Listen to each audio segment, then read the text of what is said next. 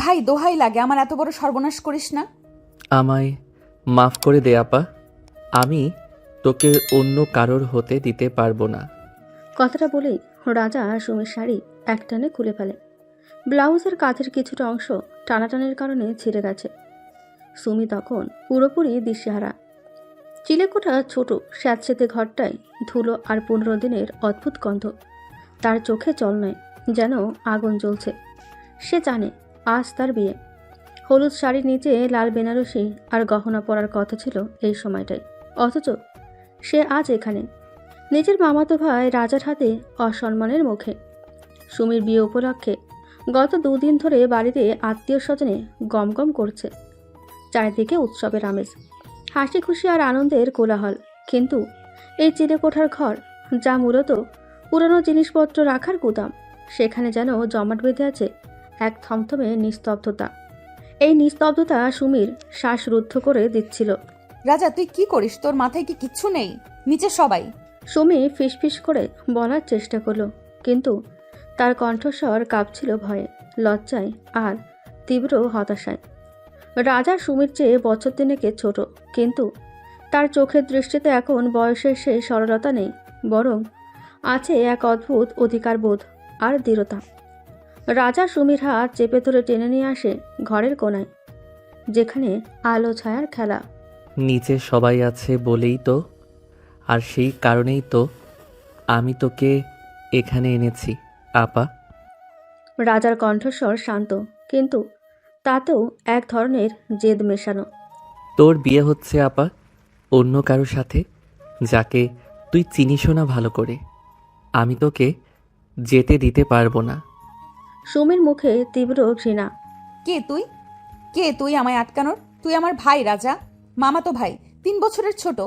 কি ভেবে এসব করছিস তুই? তুই কি জানিস এর ফলটা কি হতে পারে?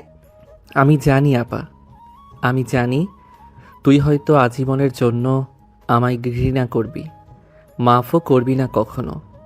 কিন্তু আমি এটা না করে পারলাম না।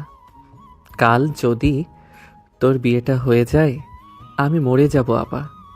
আমি তোকে মন দিয়ে ভালোবাসি, ছেলেবেলা থেকে বাসি। সুমির বিস্ময়, রাগ আর হতাশা যেন পাহাড়ের মতো চেপে বসল। ভালোবাসিস? ভালোবাসা? এটা কোনো ভালোবাসা? ছি, এই নোংরা কাজটাকে তুই ভালোবাসার নাম দিচ্ছিস? রাজা তুই আমার ভাই, আমার পুচকে ভাই। সুমির কথা শেষ না হতেই রাজা আরও কাছে এগিয়ে এলো। তার চোখে জল চিকচিক করছে, কিন্তু সে তার কাছ থেকে এতটুকুও সরল না। সে জানে সুমিকে সে তার মনের কথা কোনোদিনও বোঝাতে পারবে না, এত বছরও বোঝাতে পারেনি। তার এই পাগলামো ভালোবাসার কোনো দাম নেই সুমির কাছে, কিন্তু তার কাছে সুমি সব। বিশ্বাস কর আপা, আমি তোকে অসম্মান করতে চাইনি, কিন্তু এছাড়া আমার আর কোনো উপায় ছিল না। তোর বিয়েটা ভাঙতে হবে। তুই অন্য কারোর সাথে সুখী হতে পারিস না, যখন আমি তোকে এতটা ভালোবাসি। কথাটা বলেই রাজা সুমির ছেঁড়া ব্লাউজের বাকি অংশটুকু টেনে খুলে দিল। তার শরীর এখন প্রায় উন্মুক্ত, কেবল পেটিকোটের আবরু। সুমি এবার আর শুধু কাঁদে না, বুক ফাটিয়ে চিৎকার করে ওঠে। কিন্তু চিলেকোঠার ঘর, বাইরের উৎসবের কোলাহল সেই চিৎকারকে গ্রাস করে ফেলে। নিচে ঢোলের শব্দ আর শাঁখের আওয়াজে সুমির আর্তনাদ চাপা পড়ে যায়। রাজা তখন বাধ্যের মতো সুমির এলোমেলো শরীরে নিজের শার্টের ছেঁড়া অংশগুলো মাখিয়ে দেয়। তার চোখে তখন জল আর মুখে এক অদ্ভুত কষ্টের হাসি। সে এখন এক নিষ্ঠুর খেলা খেলছে, যেখানে সে নিজেই সবচেয়ে বড় শিকার। সুমি তখন শক্তিহীন, তার শরীরে সব শক্তি যেন শুষে নিয়েছে রাজার এর নিষ্ঠুরতা। সে মেঝেতে বসে পড়ে। তুই তুই কি করলি এটা? রাজা তুই শেষ করে দিলি সব, আমার সম্মান, আমার জীবন। রাজা হাঁটু গেড়ে সুমির সামনে বসে, নিজের চুল খামচে ধরে। আমি জানি আপা, আমি সব জানি, কিন্তু এছাড়া কোনো উপায় ছিল না। এখন আমি তোকে বাঁচাবো, তোর বিয়েটা ভেঙে দেব। সবাই দেখুক, দেখুক তোর চরিত্রে কলঙ্ক লেগেছে। তারপর দেখবি আমি তোকে বিয়ে করে নেব, সব ঠিক করে দেব। আপা, আমাকে ছাড়া তোর আর কেউ নেই। হঠাৎ দরজায় ধাক্কার শব্দ, সাথে মায়ের গলা। সুমি কোথায় গেলি তুই? সবাই যে তোকে খুঁজছে মা। নিচে চল, আর দেরি করিস না। সুমির মায়ের গলা শুনে রাজা দ্রুত তার নিজের জামাকাপড় এলোমেলো করে নেয়। নিজের হাতে কালির দাগ লাগিয়ে ঠোঁট কামড়ে রক্ত বের করেন। এরপর সে সুমির চেরা শাড়িটা মেঝেতে ফেলে দেয়। এবার সে উঠে দাঁড়িয়ে জোর করে সুমিকে নিজের কোলে তুলে নেয়। তোর মা এসেছেন আপা, এবার আমার নাটক শুরু। ফিসফিস করে বলে রাজা। তার চোখে এক হিংস্র আনন্দ। সে জানে আজ তার ভালোবাসার জন্য সে যে ভয়ঙ্কর পথ বেছে নিয়েছে, তার ফল কি হতে পারে। কিন্তু সে ভয় পেল না। ভালোবাসা তার সব ভয়কে গ্রাস করেছে। দরজা ভাঙার শব্দ হয়। সুমির মা ভেতরে প্রবেশ করেন, সঙ্গে কয়েকজন আত্মীয়া। ঘরে তখন অর্ধনগ্ন সুমি রাজার কোলে। সুমির শরীর থেকে তখনও উষ্ণতা বের হচ্ছে, আর রাজার ঠোঁটে এক বিকৃতি হাসি। সুমির মা পাথর হয়ে যান। তার মুখ থেকে কোনো কথাই বের হয় না, শুধু বিস্ফারিত চোখে দেখেন এই দৃশ্য। অন্যান্য আত্মীয়দের চাপা ফিসফিস শুরু হয়ে যায়। রাজার মুখে তখন বিজয়ীর হাসি। তার পরিকল্পনা সফল। এখন শুধু শেষ দৃশ্যের অপেক্ষা। আমাকে আমাকে ক্ষমা করে দাও মামি। আমি আমি সুমিকে আমি সুমিকে ছাড়া থাকতে পারলাম না। সুমির মায়ের হাত থেকে শাঁখের থালাটা ধপাস করে মেঝেতে পড়ে গেল। সেই শব্দে যেন উৎসবের সমস্ত কোলাহল এক রহমায় থেমে গেল। নিচে তখন সবাই হতভম্ব। রাজা তার ভয়ঙ্কর পরিকল্পনায় সফল হয়েছে, কিন্তু এর পরিণতি কি হবে? সুমির মা, বাড়ির অন্যান্য আত্মীয় স্বজন এবং বরপক্ষ এই দৃশ্য দেখে কি সিদ্ধান্ত নেবে? এই চরম সংকটে সুমির জীবনে কোন দিকে মোড় নেবে? সুমির মায়ের হাত থেকে শাকের থালাটা ধপাস করে মেঝেতে পড়ার সাথে সাথেই যেন সমস্ত শুভকণের শব্দ থেমে গেল। থালার শব্দ শুনে আর সুমির মায়ের পাথরের মতো চেহারা দেখে নিচে থেকে বরযাত্রীর কিছু লোক এবং বাড়ির অন্যান্য আত্মীয় স্বজন দ্রুত চিলেকোঠার দরজার দিকে ছুটে আসে। হন্তদন্ত হয়ে ঘরে ঢুকে মা, মা, কি হয়েছে? সুমি! দৃশ্য দেখে তুলির হাত থেকে মিষ্টির থালা পড়ে যায়। সে যেন বাকরুদ্ধ। সুমির বড় বোন তুলি এক রহমায় পরিস্থিতি আঁচ করতে পারে। দিদি হওয়ার সুবাদে সুমির প্রতি তার টান গভীর। চোখের পলকে সে বুঝে যায় কি সর্বনাশ ঘটে গেছে। সে চিৎকার করার বদলে দ্রুত জ্ঞান ফিরে পেয়ে ঘরের কোণ থেকে একটি শাড়ি টেনে আনে। রাজা, ছেড়ে দে ওকে। তুলি রাজার দিকে না তাকিয়ে সুমির দিকে ছুটে যায় এবং উন্মুক্ত প্রায় সুমিকে দ্রুত সেই শাড়িটি দিয়ে আড়াল করে নেয়। সুমি তখন পুরোপুরি অচেতন, প্রায় শুধু ফোপাচ্ছে, চিৎকার করতে করতে। রাজা, এ রাজা, তুই কি করছিস? সুমির বাবা রুদ্ধশ্বাসে ঘরের ভেতর প্রবেশ করেন। তার চোখ ক্রোধে রক্তবর্ণ। তার বিয়ের দিন তার মেয়ের জীবন এভাবে নষ্ট হয়ে যাচ্ছে দেখে তিনি আর স্থির থাকতে পারলেন না। তোকে আমি আজ জানে মেরে ফেলবো। সুমির বাবা কিছু বোঝার আগেই রাজার ওপর ঝাঁপিয়ে পড়েন। রাজার হাতে পিঠে এলোপাতাড়ি কিলঘুষি পড়তে থাকে। রাজা আঘাত পেয়েও নিজেকে ছাড়ানোর চেষ্টা করে না। সে স্থির। তার চোখে তখনও এক ধরনের জেদ আর আত্মতৃপ্তির ছায়া। সে জানে এই মার তার প্রাপ্য, আর এর ফলস্বরূপ তার উদ্দেশ্যও সফল হবে। মারো, আমাকে মেরে ফেলো মামা, কিন্তু আমি সুমি আপাকে অন্য কারোর হতে দিতে পারবো না। আমি ওকে ভালোবাসি। রাজার এই স্বীকারোক্তি এবং চিৎকার যেন আগুনে ঘি ঢেলে দেয়। বাইরে তখন ভিড় আরও বেড়ে গেছে। বরযাত্রীর পক্ষ থেকে প্রধান ব্যক্তি এবং ঘটক ভেতরে ঢুকতেই এই দৃশ্য দেখেন। সুমির বাবার উন্মত্ত মারধর, সুমির অচেতন অবস্থা, তুলির কান্না আর রাজার অধ্যত্ত। এ কি হচ্ছে এখানে? সি সি, এ কেমন পরিবার? এ কি দেখলাম আমরা? সর্বনাশ, এ কি কেলেঙ্কারি! আপনারা আমাদের এত বড় অপমান করলেন। সুমির বাবা মারতে মারতে হাঁপিয়ে ওঠেন। তুলি সুমিকে শক্ত করে ধরে ফিসফিস করে সান্ত্বনা দেওয়ার চেষ্টা করে। সুমির মা তখন মেঝেতে বসে মাথায় হাত দিয়ে অঝরে কাঁদছেন। পুরো বাড়ি জুড়ে তখন আনন্দের কোলাহল নয়, এক বিকট হইচই আর কান্নার রোল।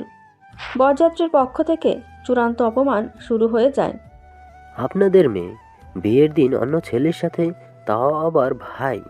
এর চেয়ে জঘন্য আর কি হতে পারে? আমাদের ছেলের জীবনটা আপনারা নষ্ট করতে চেয়েছিলেন।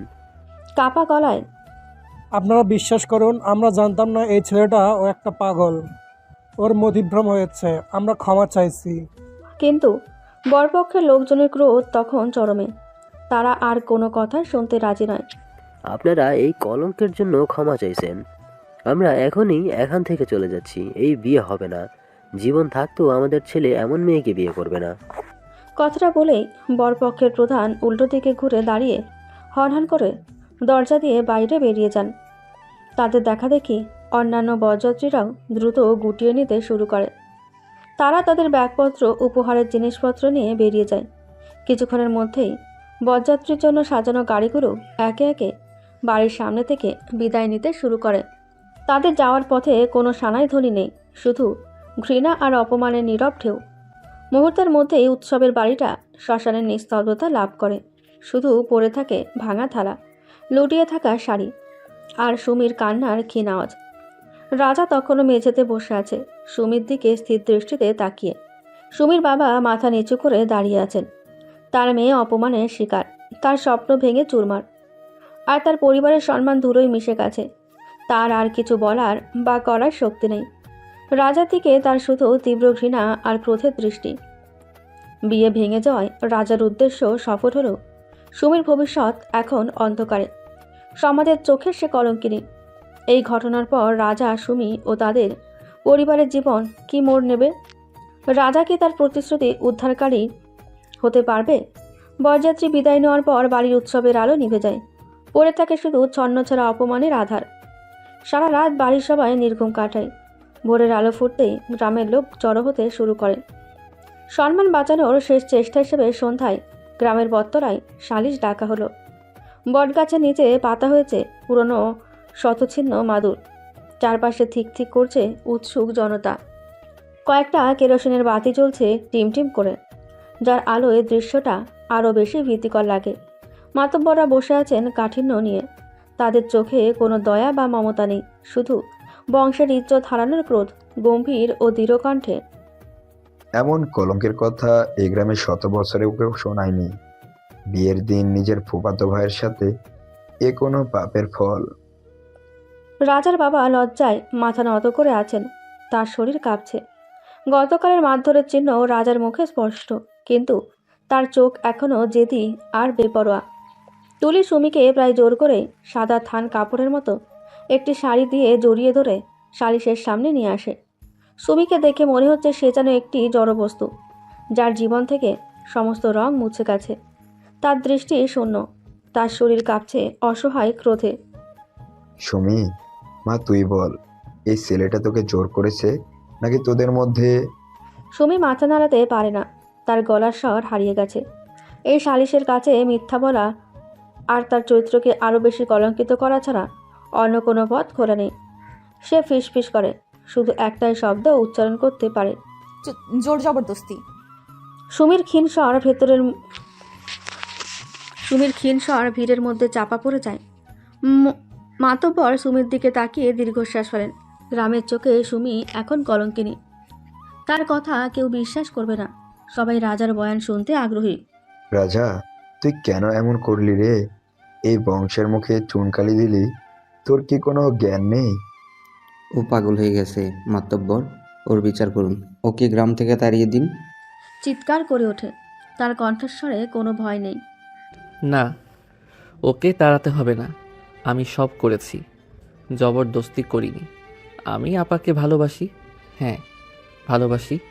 ওকে অন্য কারোর সাথে বিয়ে দিতে পারবো না বলেই এই নাটক সাজিয়েছি।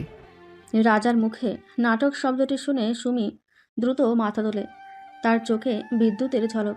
সে বুঝতে পারে তার মামাতো ভাই শুধু তার সর্বনাশই করেনি, চরম মিথ্যা অপবাদ দিয়ে তাকে সমাজের চোখে পুরোপুরি চরিত্রহীন বানিয়ে দিয়েছে। রাজা, তুই তুই মিথ্যা বলছিস। সুমিকে উপেক্ষা করে মাতব্বরদের দিকে তাকাই। আমি ওকে বিয়ে করতে চাই। আমি জানি সবাই আমাকে খারাপ ভাববে, কিন্তু ওকে বাঁচাতে, ওর হারানোর সম্মান ফেরাতে আমার ওকে বিয়ে করা প্রয়োজন, নইলে বরপক্ষ ফিরে আসবে না। ক্রোধে চোখ শুরু করে। তোর এই ভালোবাসার বলি আমাদের ইজ্জত গেল, এখন তোরা বিয়ে করবি? হ্যাঁ, এক্ষুনি আপনারা আমাদের বিয়ে দিন, ওর কলঙ্ক আমার হোক। মাতব্বরা একে অপরের দিকে তাকান। সমাজের চোখে সুমির কোনো ভবিষ্যৎ নেই। এক ঘর ভাঙা কলঙ্কিনীকে এখন কেউ বিয়ে করবে না। এই মুহূর্তে এই বিয়েটা না হলে সুমিকে হয়তো সমাজচ্যুত হতে হবে। গ্রামে একটাই ফিসফিস শুরু হয়, ইজ্জত বাঁচানোর একটাই পথ।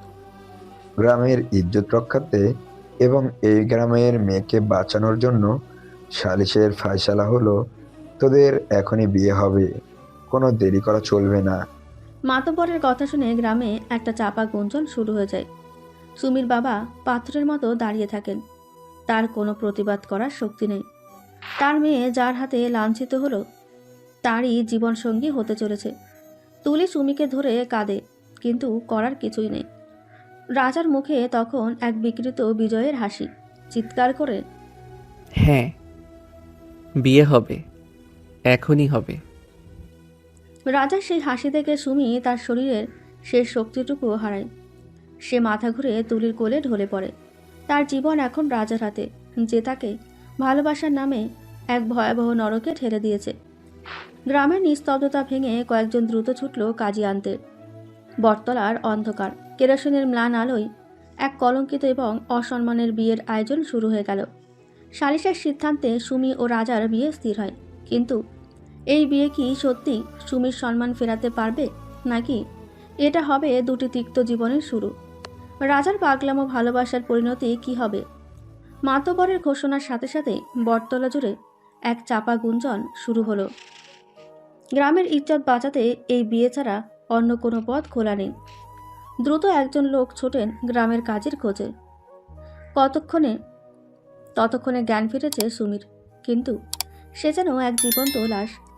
সাদা থান কাপড়ের মতো যে শাড়ি দিয়ে তুলি তাকে ঢেকেছিল, সেই এক কাপড়েই তাকে বসতে হবে বিয়ের পিঁড়িতে, যা আসলে বটতলার ধুলোমাখা মাদুর।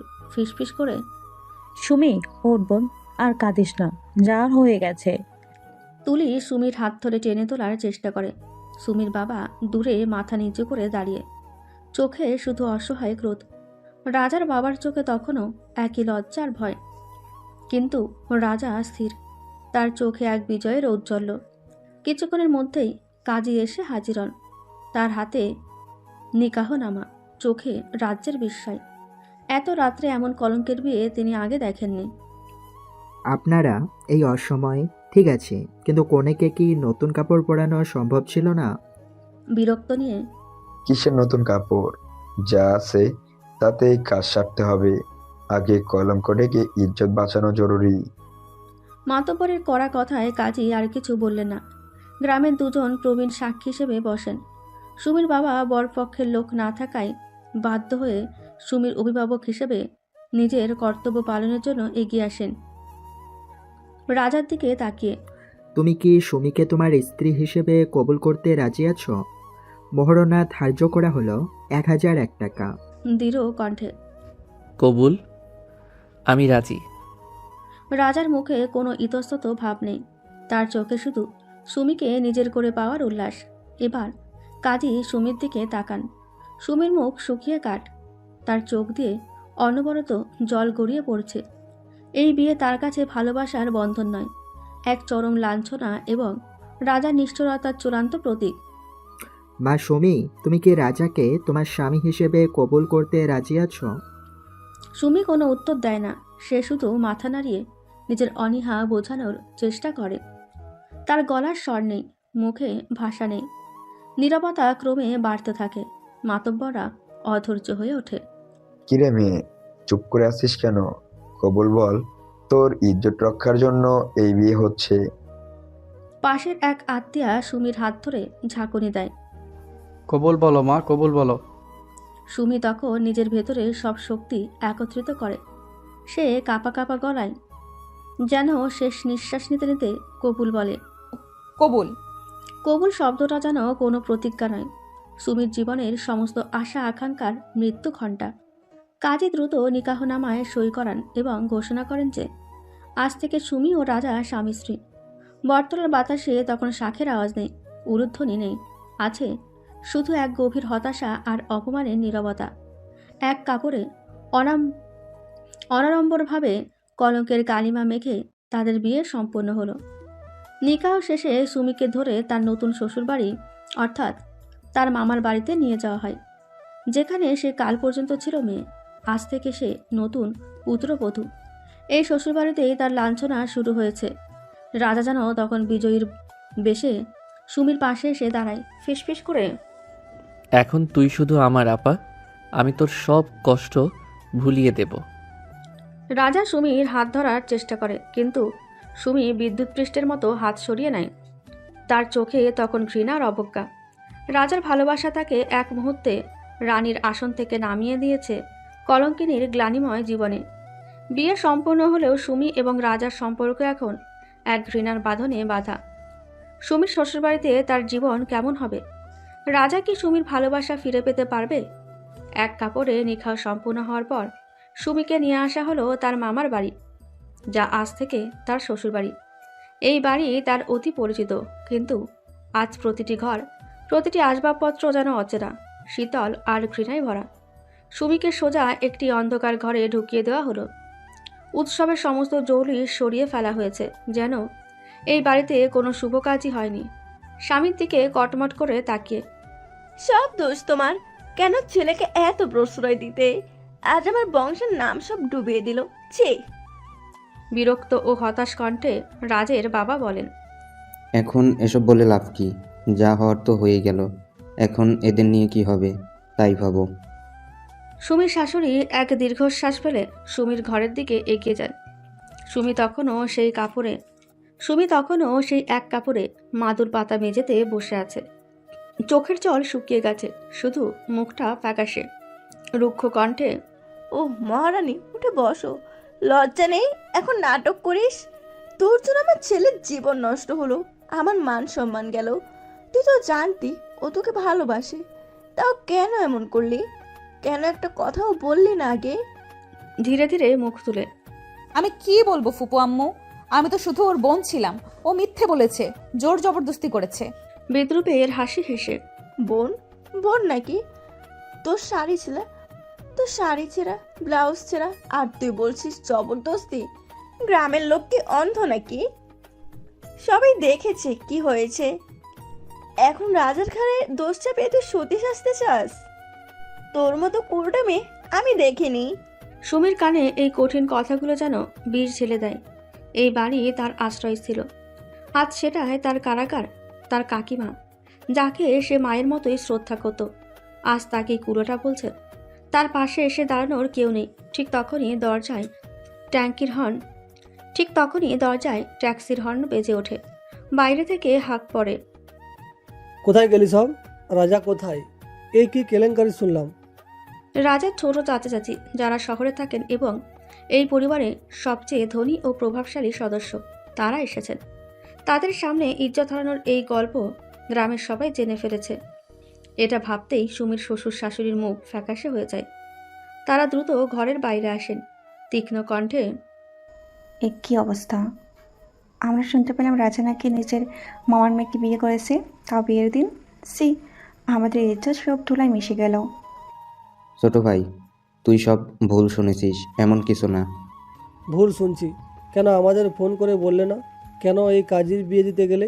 আর এই মেয়েকে, এ তো ঘরের মেয়ে। এসব কি হচ্ছে? রাজা কোথায়? ততক্ষণে রাজা সেখানে এসে দাঁড়ায়। তার মুখে তখনও এক অদ্ভুত মিশ্র অনুভূতি, বিজয়, কষ্ট আর অপরাধবোধ।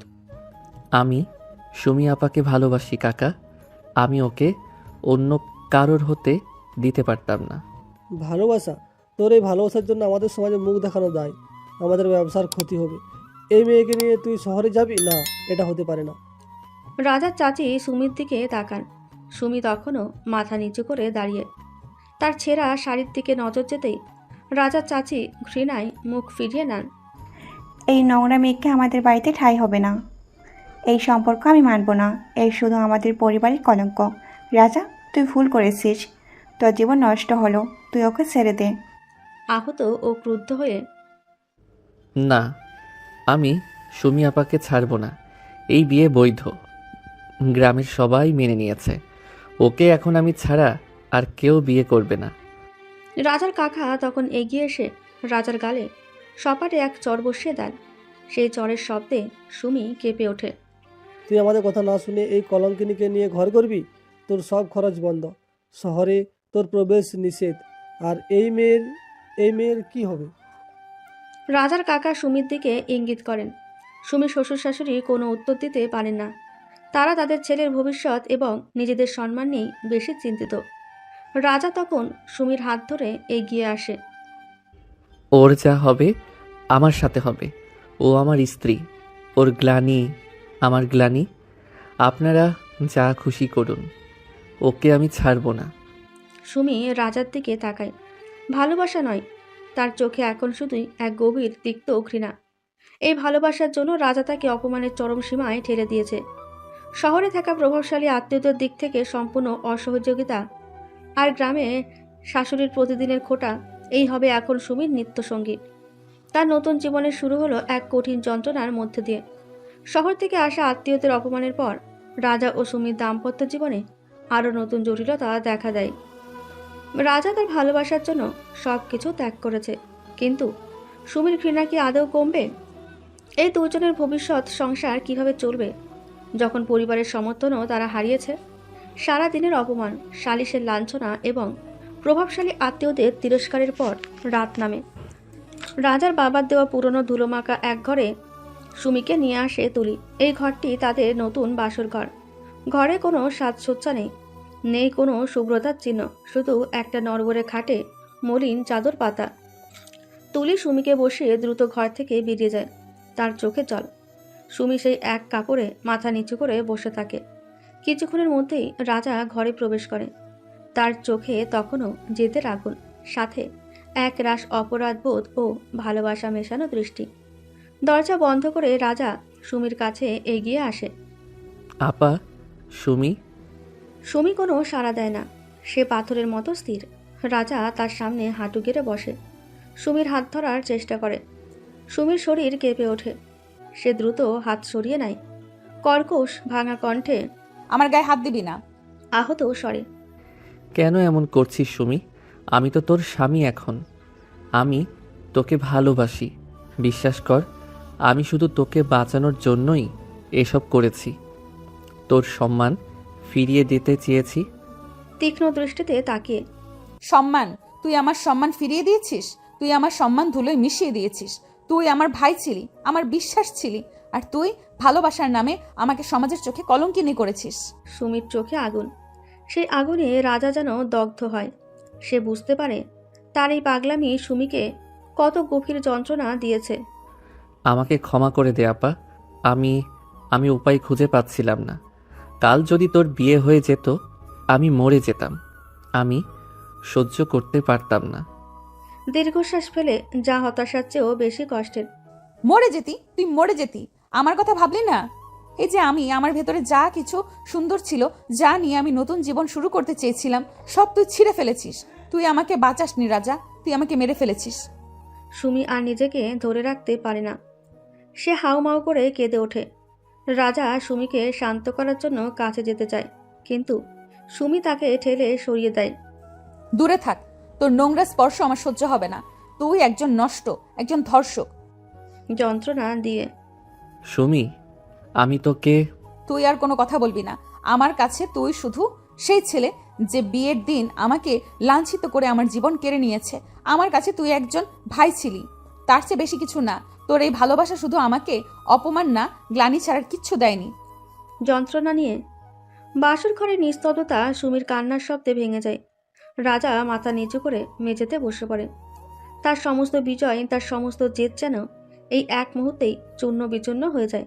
সে বুঝতে পারে এই বাসরটা তার জন্য ভালোবাসার সূচনা নয়, বরং সুমির ঘৃণার আগুনে তার ভালোবাসার দগ্ধ হওয়ার প্রথম মুহূর্ত।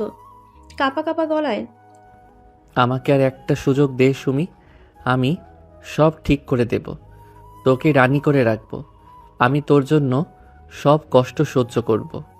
ঠান্ডা হিসহিসে কণ্ঠে, আমার পায়ের নিচে আমার সামনে আর কোনোদিন ভালোবাসার নাম নিবি না। আজ থেকে এই ঘরটা তোর জন্য কারাগার।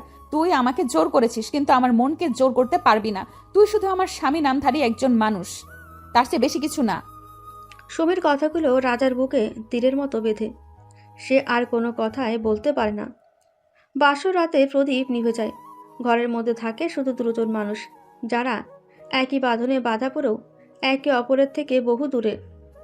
এক পাশে গ্লানি আর ঘৃণা নিয়ে সুমি, অন্য পাশে ভালোবাসার আগুনে পোড়া অনুশোচনা নিয়ে রাজা। তাদের নতুন জীবনের শুরু হলো চরম তিক্ততা আর যন্ত্রণার মধ্যে দিয়ে।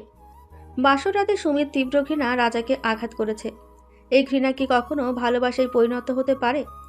সুমির শ্বশুরবাড়িতে তার জীবন কেমন কাটবে এবং রাজা কিভাবে তার প্রতিশ্রুত সম্মান ফিরিয়ে দেবে? রাতের নীরব যন্ত্রণা ভোরের আলোয় আরও কঠিন বাস্তবতায় রূপ নেয়। সুমির শ্বশুরবাড়ি, যা তার মামার বাড়ি ছিল, এখন তার কাছে এক নরক। সকালে ঘুম থেকে উঠে তাকে শুনতে হয় তীক্ষ্ণ বাক্যবাণ রান্নাঘরের দরজায় দাঁড়িয়ে। ওগো নতুন বউ, বেলা তো কম হলো না, উঠো। শুয়ে থাকলে তো চলবে না, এ বাড়িতে তো আর মহারানীর খাতির হবে না। সুমি উঠে পড়ে। তার শরীর দুর্বল, মন বিষণ্ণ। আগের দিনে সেই এক কাপড়ে থাকা অসম্ভব, তাই সে তুলে দেওয়া একটি সাধারণ কাপড় পরে নেয়। রান্নাঘরে ঢুকতেই তার শাশুড়ির খোঁটা শুরু হয়। যাক, মুখেতে একটু জল পড়লো। কি আর করার, যার কপালে যা লেখা থাকে। আমার এমন সোনার মতো ছেলের কপালে কিনা এমন কুলঙ্কিনী, ছি। নীরবে কাজ করতে করতে ফুপু আম্মা, আমি চুপ, তোর মুখে আর কোনো কথা শুনতে চাই না। কাল আমার ছেলে যা করেছে তার জন্য তাকেই সব দোষ দিচ্ছে। তুই যদি ওর দিকে না তাকাতি, ও কি আর এমন পাগল হতো? নির্লজ্জ মেয়ে। সুমি মাথা নিচু করে শুধু কাজ করে যায়। সে জানে প্রতিবাদ করলে পরিস্থিতি আরও খারাপ হবে। তার একমাত্র আশ্রয় ছিল তার বাবা মা, কিন্তু এই মুহূর্তে তারা গ্রামে কলঙ্কের ভয়ে চুপ। তার শাশুড়ি কথায় কথায় তাকে খোঁটা দিতে থাকেন। এই হাতে তো আর নিজের বিয়েটা টিকিয়ে রাখতে পারলি না। এখন আমার ছেলের ভাত রান্না কর আর এবারে অন্ন ধ্বংস কর। রাজা তখন বাড়ির বাইরে এক কোণে বসে সমস্ত কথাই শুনছিল। তার চোখে যন্ত্রণা স্পষ্ট। সে জানে তার মা অন্যায়ভাবে সুমিকে কষ্ট দিচ্ছেন, কিন্তু গতকালের ঘটনার পর সে এত দুর্বল হয়ে পড়েছে যে মায়ের সামনে মুখ ফুটে কিছু বলার সাহস তার নেই। সে তার ভালোবাসার জন্য সুমিকে ছিনিয়ে এনেছে ঠিকই, কিন্তু এখন তাকে রক্ষা করার মতো শক্তি তার নেই। সে শুধু দূর থেকে সুমির কষ্ট নীরবে দেখে। সুমির শ্বশুরমশাইও তাকে এড়িয়ে চলেন। তিনি কাল থেকে কোনো কথাই বলেননি সুমির সাথে। তার শহরের প্রভাবশালী ভাইয়েরা তাকে ত্যাগ করেছে। সেই ক্ষোভ তিনি সুমির উপর ঝাড়তে না পারলেও তার নীরবতা সুমিকে আরও বেশি কষ্ট দেয়। শোনো বউ, এ ঘরে এসেছিস মানেই তুই আমার ছেলের দাসী। এই সংসার তোর কলঙ্কের প্রায়শ্চিত্ত, মনে থাকে যেন। দুপুরের দিকে রাজা ভেতরে আসে। তার চোখে জল। সে সুমির কাছে যাওয়ার চেষ্টা করে। সুমি ততক্ষণে কাপড় কাচার জন্য পুকুর ঘাটে যাওয়ার প্রস্তুতি নিচ্ছিল। সুমি, আমার খুব খারাপ লাগছে। মা যা বলছেন, তুমি কিছু মনে করো না। আমি তোমার পাশে আছি। ঠান্ডা কঠিন দৃষ্টিতে। পাশে আছিস? তুই আমার পাশে আছিস? তোর পাশে থাকার ধরন তো কাল দেখেছি। তুই যদি আমার পাশে থাকতিস তাহলে আমার এই অবস্থা হতো না। আর শোনো, তুমি আমাকে আপা বলবে না, কারণ তুমি এখন আমার স্বামী। যন্ত্রণা চেপে তুমি আমাকে তুমি করে বলো। ব্যঙ্গ করে হেসে। হ্যাঁ, তুই ভালো। আমি তোর মতো নষ্ট মানুষকে আর কোনো সমাধান করতে পারবো না। আর তুমি আমাকে নিয়ে আর কোনো চিন্তা করবে না। আমাকে আমার মতো থাকতে দে। সুমি কাপড় নিয়ে পুকুর ঘাটের দিকে হাঁটা দেয়। রাজা অসহায় দৃষ্টিতে তাকে দেখতে থাকে। সে জানে সুমির এই ঘৃণা তার নিজের সৃষ্টি। সে তার ভালোবাসার জন্য সব কিছু দিয়েছে, কিন্তু সুমির হৃদয়ে 1 ইঞ্চিও জায়গা করতে পারেনি।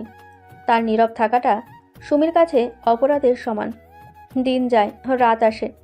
সুমির জীবনে চলে একঘেয়ে কষ্টের রুটিনে। রাজার বাবা মা এবং অন্যান্য আত্মীয় স্বজনের তিরস্কার তাকে প্রতিনিয়ত ক্ষতবিক্ষত করে। আর রাজা, সে প্রতিদিন রাতে সুমির ঘরের মেঝেতে ঘুমিয়ে থাকে, কারণ সুমি তাকে খাটে শুতে দেয় না। তাদের বিবাহিত জীবন শুরু হয় এক বিষাদময় দূরত্ব আর যন্ত্রণার মধ্য দিয়ে। প্রতিদিনের লাঞ্ছনা এবং রাজার নীরব সমর্থনহীনতা সুমিকে আরও কঠিন করে তুলেছে। রাজা কি কোনোদিন তার ভীরুতা কাটিয়ে সুমির পাশে দাঁড়াতে পারবে? সুমির ধৈর্যের ভাত কি একদিন ভেঙে যাবে? দিন পেরিয়ে সপ্তাহ আসে। সুমির জীবন তার শ্বশুরবাড়িতে এখন এক নিরবিচ্ছিন্ন সংগ্রাম। শাশুড়ির খোটা, শ্বশুরের নীরব উপেক্ষা, আর আত্মীয় স্বজনের চাপা ফিসফিস, এই সবই যেন সুমির নিত্যদিনের খাদ্য। আর রাজা, সে এখনও সুমির ঘরের মেঝেতেই ঘুমায়। সে জানে তার স্থান সুমির পাশে নয়, পায়ে। একদিন রাতে বৃষ্টি শুরু হয়। চিলেকোঠার ঘর, যেখানে প্রথম সর্বনাশ হয়েছিল, ঠিক তার উল্টো দিকের এই ঘরটিও পুরনো। টিনের চালে বৃষ্টির শব্দ তখন এক তীব্র বিষাদের সুর সৃষ্টি করেছে।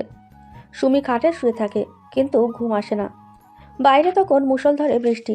রাজা মেঝেতে কম্বল মুড়ি দিয়ে শুয়ে আছে। তার শরীর থরথর করে কাঁপছে। ধীরে, প্রায় ফিসফিস করে, ঠান্ডা লাগে তোর? সুমির স্বরে কোনো মমতা নেই, আছে শুধু এক গভীর কর্তব্যবোধ। রাজাকে কষ্ট পেতে দেখলে তারও ভালো লাগে না। সে তাকে ঘৃণা করে, কিন্তু এই ঘৃণা তার ছোটবেলার ভাইটিকে মুছে ফেলতে পারেনি কম্বলের ভেতর থেকে। না, ঠিক আছে। কিছুক্ষণ পর রাজা কাঁপতে কাঁপতে কাঁচতে শুরু করে। সুমি উঠে বসে। সে জানে এভাবে চললে রাজা অসুস্থ হয়ে পড়বে। উঠে আয়, খাটে শুবি। অবাক হয়ে, না আপা, মানে সুমি, আমি মেঝেতেই ঠিক আছি, তুমি কষ্ট পাবে। রুর কণ্ঠে, চুপ, কোনো কথা বলবি না। আমার কোনো কষ্ট হবে না, কিন্তু তুই অসুস্থ হলে কাল এই বাড়ির কাজ কে করবে? উঠে আয়। রাজার মুখে এক ম্লান হাসি ফোটে। সে জানে সুমির এই আহ্বান ভালোবাসার জন্য নয়, প্রয়োজনের খাতিরে। তবুও সে উঠে খাটের এক কোণে চুপটি করে শুয়ে পড়ে। সুমি রাজার থেকে যত সম্ভব দূরত্ব বজায় রেখে অন্যদিকে ফিরে শোয়। তাদের মাঝে এক বিশাল নীরবতা, যা ঘৃণা আর লজ্জার প্রাচীর। মধ্যরাতে সুমি হঠাৎ জেগে ওঠে। রাজার জ্বর এসেছে। তার কপালে হাত দিতে সুমি বুঝতে পারে গা পুড়ে যাচ্ছে। পুরনো দিনের সম্পর্কের বাঁধন যেন এই মুহূর্তে মাথাচাড়া দিয়ে ওঠে। সুমি দ্রুত উঠে গিয়ে জলপট্টির ব্যবস্থা করে। রাজা, রাজা চোখ খোল, তোর এত জ্বর কেন? সুমি যত্ন করে রাজার কপালে জলপট্টি দিতে শুরু করে। এর নৈকট্য রাজার কাছে স্বপ্নের মতো। সে সুমির হাতের স্পর্শে চোখ খোলে। সুমি, তুমি আমার পাশে এসেছো? কঠোর স্বরে, তুমি, তোর সেবা করছি, তোর পাশে আসিনি। ভুলে যাস না, তুই কাল থেকে কাজে গেলে সবাই আমাকেই দোষ দেবে। রাজার মুখে এক গভীর কষ্ট ফুটে ওঠে। সে জানে সুমির প্রতিটি কাজ শুধু ঘৃণা আর দায়িত্ববোধ থেকে আসছে। তবু এই মুহূর্তে এই স্পর্শ তার কাছে অনেক কিছু। সে সাহস করে সুমির হাত ধরে। সুমি, আমার কথাগুলো শোনো। আমি তোকে জোর করিনি, মানে আমার উদ্দেশ্য খারাপ ছিল না। আমি শুধু চেয়েছিলাম। হাত ছাড়িয়ে নিয়ে তীব্র স্বরে, থাম, তোর আর কোনো কথা আমি শুনতে চাই না। ভালোবাসার নাম মুখে আনবি না। তোর ভালোবাসায় শুধু নোংরামি আর গ্লানি আছে। সুমির চোখের দিকে তাকিয়ে রাজা বুঝতে পারে তাদের দূরত্ব কেবল শারীরিক নয়, মানসিকও। এই নৈকট্য তাদের সম্পর্ককে গভীর করার পরিবর্তে আরও তিক্ত করে তুলেছে। সুমির হাতের স্পর্শে যেটুকু উষ্ণতা এসেছিল, তার কথায় সেই উষ্ণতা নিভে যায়। ক্ষীণ কণ্ঠে, তুমি যখন আমাকে এত ঘৃণা করো, তবে কেন আমার সেবা করছো? কেন আমার পাশে শুতে দিলে? কর্তব্য, তুই আমার স্বামী। এই সমাজ আমাদের বাধা দিয়েছে, কিন্তু মনে রাখিস, আমার কাছে তুই সেই পিশাচ যে আমার জীবনটা কেড়ে নিয়েছে। তোর সেবা করা আমার কাছে কর্তব্য, ভালোবাসা নয়। তুই সুস্থ হয়ে উঠলেই আবার মেঝেতে চলে যাবি। সুমির স্পষ্ট ও নিষ্ঠুর কথাগুলো রাজার হৃদয়ে গেঁথে যায়। সে বুঝতে পারে তার ভালোবাসার এই পরিণতি কত ভয়াবহ। তারা এক খাটে শুয়ে আছে, কিন্তু তাদের মাঝে যেন যোজন যোজন দূরত্ব। রাত যত গভীর হয়, ততই তাদের সম্পর্ক গভীর হওয়ার বদলে তিক্ত হতে থাকে। অসুস্থতার কারণে তাদের মাঝে সাময়িক নৈকট্য এলেও সুমির ঘৃণা এক চুলও কমেনি। রাজা কি সুমির বিশ্বাস ও ভালোবাসা ফিরিয়ে আনার জন্য আর কোনো পদক্ষেপ নেবে? তাদের এই জোর করে চাপানো সম্পর্ক কি আদৌ টিকবে? দিন গড়িয়ে চলে। রাজা সুস্থ হয় আর ফিরে যায় মেঝেতে তার অভ্যস্ত স্থানে। সুমির প্রতি শাশুড়ির বাক্যবান একটুও কমেনি, বরং রাজার বাবা মা এখন তাকে সব কাজের জন্য দোষারোপ করেন। সুমির জীবন এখন এক কঠিন নিয়মের দাস। রাজা দূর থেকে সুমিকে দেখে, তার প্রতি নীরব সমর্থন জানানোর চেষ্টা করে, কিন্তু সুমি তাকে সম্পূর্ণ উপেক্ষা করে। একদিন সকালে তুরি, সুমির বড় বোন, চিলেকোঠার ঘরে আসে। তার হাতে কিছু শাড়ি আর প্রসাধনী। সুমি, এভাবে থাকলে তো চলবে না। সারাদিন মুখ গোমরা করে থাকিস কেন? নিজেকে সাজা, একটু ভালো দেখা। ক্লান্তভাবে কিসের সাজ? কার জন্য সাজবো? আমার সব তো শেষ হয়ে গেছে আপা। শেষ হয়নি। রাজা তোকে খুব ভালোবাসে। ওর জন্য না হোক, নিজের জন্য বাঁচতে শেখ। আর এই দেখ, তোর জন্য খবর এনেছি। তুলি ফিসফিস করে সুমিকে জানায় পাশের গ্রামের এক ধনী পরিবারের মেয়ে, যার নাম নিপা। সে রাজার বাবার কাছে প্রায়ই আসে। নিপা রাজার ছেলেবেলার বান্ধবী ছিল এবং সে এখন শহরে রাজার বাবার ব্যবসায় সাহায্য করে। নিপা রাজাকে পছন্দ করে। নিপা এখন ঘন ঘন এই বাড়িতে আসছে। রাজার বাবার সাথে ব্যবসায়িক কথা বলে, কিন্তু রাজার দিকে ওর নজর। তোর শ্বশুর শাশুড়ি নিপাকে খুব পছন্দ করে। তারা চায় রাজা যেন নিপাকে বিয়ে করে। কথাটা শুনে সুমি উদাসীন। বিয়ে করুক গে, আমার কি? আমি তো এই সম্পর্ক চাইনি। তুই বুঝতে পারছিস না কেন?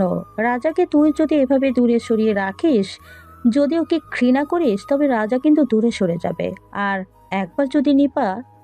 তুলির কথা শেষ না হতেই সুমি শাশুড়ি ঘরে প্রবেশ করেন। তার পেছনে হাসি মুখে দাঁড়িয়ে নিপা। নিপা দেখতে বেশ সুন্দরী এবং আধুনিক। ও, তোমরা সব এইখানে? এসো মা নিপা, এটাই রাজার ঘর। রাজাকে দেখে মিষ্টি হেসে, আরে রাজা, কি করছো? বাবা বললেন কাল তুমি নাকি ব্যবসায়িক কাগজগুলো ঠিক মতো দেখোনি, আমাকে দেখতে হবে এখন। ও নিপা, তুমি? কাগজ আমি দেখব। তুমি কেন কষ্ট করছো? রাজা সুমির দিকে একবার তাকায়, কিন্তু সুমি মুখ ঘুরিয়ে নেয়। রাজার চোখে নিপার জন্য কোনো আগ্রহ নেই, কিন্তু নিপার চোখে রাজার প্রতি সুস্পষ্ট আকর্ষণ। সুমির শাশুড়ি সুযোগটা হাতছাড়া করেন না। কেন করব না? নিপা তো আমাদের ঘরের মেয়ে, সে তো সবসময়ই রাজাকে সাহায্য করে। আমার যদি নিপার মতো একটা বউ থাকতো। সুমিকে ইঙ্গিত করে, এই অপয়াটা তো শুধু বংশের নাম ডুবিয়েছে। সুমির শাশুড়ির কথা শুনে সুমির ভেতরে হঠাৎ এক তীব্র জ্বালা অনুভব হয়। এতক্ষণ সে রাজাকে ঘৃণা করেছে, কিন্তু অন্য এক নারীকে রাজার কাছাকাছি আসতে দেখে তার ভেতরে ঈর্ষার জন্ম হয়। রাজার প্রতি তার ঘৃণা থাকলেও তার ওপর অন্য কারোর অধিকার সে মেনে নিতে পারছে না। রাজার কাছে গিয়ে, রাজা চলো বাইরে যাই, তোমার ব্যবসার কিছু গুরুত্বপূর্ণ কথা আছে। এই ঘরের ভেতরে কেমন যেন স্যাঁতসেঁতে গন্ধ। রাজা এক মুহূর্ত দ্বিধায় থাকে। সে সুমির দিকে তাকায়, কিন্তু সুমি তখনও নীরব। তার মুখে কোনো প্রতিক্রিয়া নেই। সুমির এই নীরবতা দেখে রাজা নিপার সাথে বাইরে বেরিয়ে যায়। তারা চলে যাওয়ার পর সুমি উঠে দাঁড়ায়। তার মুখ রাগে লাল। সে বুঝতে পারে তার হৃদয় এখনও রাজাকে হারানো মেনে নিতে পারেনি। সে রাজাকে ঘৃণা করলেও তার উপর তার অধিকার এখনও রয়ে গেছে। তুলিকে উদ্দেশ্য করে রাগান্বিত স্বরে, নিপাকে ও এত ঢং করে রাজার সাথে কথা বলছে কেন? ওকে বারণ করিসনি কেন? হেসে ফেলে তুলি। কেন? তোর কি? তুই তো রাজাকে ঘৃণা করিস। আবেগে কাঁপতে কাঁপতে, ঘৃণা করি, কিন্তু সে আমার স্বামী। এই নোংরা সমাজ জোর করে আমাদের বিয়ে দিয়ে দিয়েছে। এখন এই সম্পর্ক ভাঙার অধিকার অন্য কারণ নেই। সুমির চোখ দিয়ে জল গড়িয়ে পড়ে। এই জল ঘৃণা, যন্ত্রণা নাকি ঈর্ষা, তা সে নিজেও বুঝতে পারে না। তার মনের গভীরে কোথাও একটা ভয় কাজ করছে। নিপার আগমন তাদের তিক্ত সম্পর্ককে নতুন এক মোড়ে নিয়ে এসেছে, যেখানে সুমির ঘৃণা এবার ঈর্ষার সাথে লড়াই করেছে। নিপার আগমন সুমির জীবনে এক নতুন জটিলতা সৃষ্টি করেছে। সুমির ঈর্ষা কি রাজাকে ফিরিয়ে আনবে, নাকি এই পরিস্থিতিতে তাদের তিক্ত সম্পর্ক আরও ভেঙে পড়বে? রাজা কি নিপার প্রতি আকৃষ্ট হবে? নিপার আগমন সুমির হৃদয়ে ঘৃণার পাশাপাশি এক নতুন অনুভূতির জন্ম দেয়, ঈর্ষা। এই ঈর্ষা সুমিকে প্রথমবারের মতো নিজের অবস্থান নিয়ে ভাবতে বাধ্য করে। সে রাজাকে ঘৃণা করলেও তার উপর অন্য নারীর অধিকার সে কিছুতেই মেনে নিতে পারে না। এই কঠিন সত্য তাকে প্রতিদিনের মতো নীরব থাকতে দেয় না। সেদিন রাতে রাজা ঘরে ফিরে বেশ দেরি করে। নিপার সঙ্গে ব্যবসায়িক আলোচনা করে ফিরতে তার দেরি হয়। সুমি তখনও জেগেছিল, খাটের এক কোণে চুপচাপ বসে। রাজা মেঝেতে যেতে সুমি কঠোরভাবে তাকে থামিয়ে দেয়। আজ থেকে তুমি খাটে শোবে। বিস্মিত হয়ে, সুমি, তুমি তুমি ঠিক আছো? কঠোর কণ্ঠে। চুপ করে শুয়ে পড়ো। সারা রাত কাঁপলে সকালে আবার জ্বর আসবে, আমার কাজের বোঝা বাড়বে। আমি আবার বলছি, এটা সেবা নয়, কর্তব্য। আর শোনো, নিপা নামের ওই মেয়েটার সাথে এত মাখামাখি কেন? সুমির প্রশ্নে রাজা চমকে যায়। তার মুখে হাসি ফোটে। সুমির কণ্ঠস্বরে এক ধরনের অধিকার বোধের সুর, যা সে আগে কখনো শোনেনি। নিপা, ও তো বাবার ব্যবসায় সাহায্য করে, কেন জিজ্ঞেস করছো? গলা নিচু করে। জিজ্ঞেস করতে পারি না? ভুলে যেও না আমি তোমার স্ত্রী, আর তোমার বাবার মনে কি আছে তা আমি জানি। তিনি চান তুমি নিপাকে বিয়ে করো। সুমির কথা শুনে রাজা দ্রুত উঠে বসে। তার চোখে এক গভীর আনন্দ। সুমির ঈর্ষা তার কাছে ভালোবাসার চেয়ে কম কিছু নয়। আমি নিপাকে বিয়ে করব না সুমি। তুমি আমার স্ত্রী, একমাত্র তুমি। আর আমি জানি তুমি আমাকে ঘৃণা করলেও অন্য কেউ আমার জীবনে আসুক, সেটা তুমি চাও না।